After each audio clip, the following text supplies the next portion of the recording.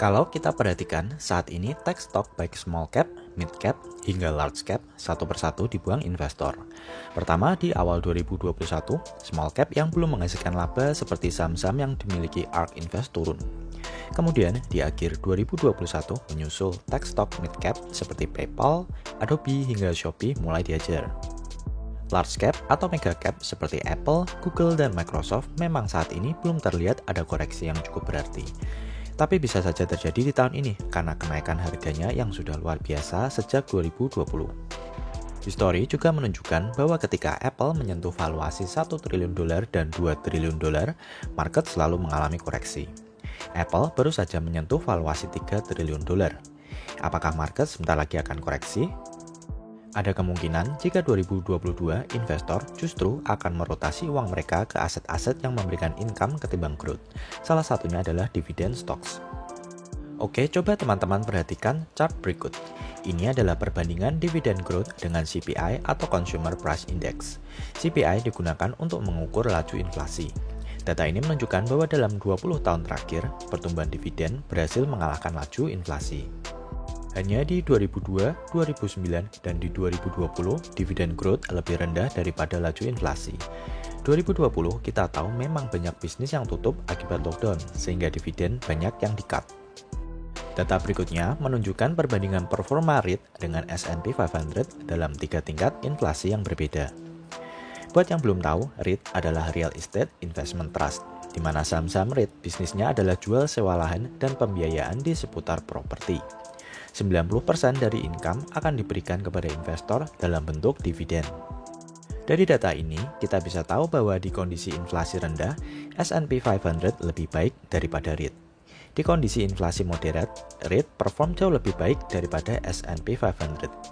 Di kondisi inflasi tinggi, seperti yang akan kita hadapi tahun ini, REIT ternyata juga mampu mengungguli S&P 500. Teman-teman perhatikan juga bahwa income returns atau dividen yang berwarna merah justru jauh lebih meningkat daripada kenaikan value dari propertinya yang berwarna hijau. Artinya saham-saham REIT akan diuntungkan oleh kenaikan suku bunga karena model bisnis mereka yang menyewakan lahan dan pembiayaan. Jadi sama seperti bank, sama-sama diuntungkan oleh kenaikan suku bunga. Data berikutnya yang saya ambil dari CNBC ini menunjukkan performa Morningstar REIT Index dengan S&P 500. Grafik ini menunjukkan bahwa REIT memiliki korelasi yang terbalik dengan saham-saham tech atau saham-saham growth. 2011 bukan tahun yang baik terhadap S&P 500, sedangkan REIT performanya jauh lebih baik. 2018 juga bukan tahun yang baik bagi market, terutama bagi REIT. Keduanya sama-sama tidak perform. 2020 adalah tahun bagi saham-saham growth dan S&P 500. REIT ternyata tidak perform. 2021 situasi terbalik. Saat market in general mulai tidak perform, REIT justru bisa mengalahkan S&P 500 dengan return 33,3%. Kita tahu isu tapering mulai ada di 2021. Investor mungkin sudah mulai merotasi uang mereka ke saham-saham dividen. Untuk membalance portfolio dan menghadapi inflasi, teman-teman bisa isi portfolio dengan saham dividen aristocrats dan saham REITs. Dividen aristocrats adalah sebutan untuk saham-saham dalam S&P 500 yang rutin membagi dan menaikkan dividen setidaknya dalam 25 tahun terakhir. Saat ini ada sekitar 65 saham. Johnson & Johnson, P&G, dan Coca-Cola adalah langganan bagi para investor. Ketiga saham ini semuanya perform sangat baik di bulan Desember kemarin di saat saham-saham growth seperti Adobe, PayPal, hingga Shopee berjatuhan. Di bulan Desember saja, J&J sudah naik 9,7%. Saat ini J&J hampir all-time high. P&G juga sama, baru saja mencetak rekor all-time high dengan kenaikan 13,14% hanya di bulan Desember saja. Sedangkan saham favoritnya Warren Buffett, Coca-Cola juga berhasil break all-time high-nya setelah di bulan Desember naik 12,89%. Teman-teman bisa melihat daftar dividen aristocrats di Google. Sudah banyak sumber yang secara rutin mengupdate saham-saham ini. Selanjutnya adalah saham-saham REIT. Ada banyak sekali REIT di US, tapi yang selalu jadi pilihan utama bagi para investor adalah realty income. Saham ini bukan hanya bagi dividen setiap bulan, tapi juga menaikkan jumlah yang dibagi sejak tahun 1994. Yield saat ini di kisaran 4%. Pilihan lain adalah Store Capital, investasi terbesar Warren Buffett di REIT.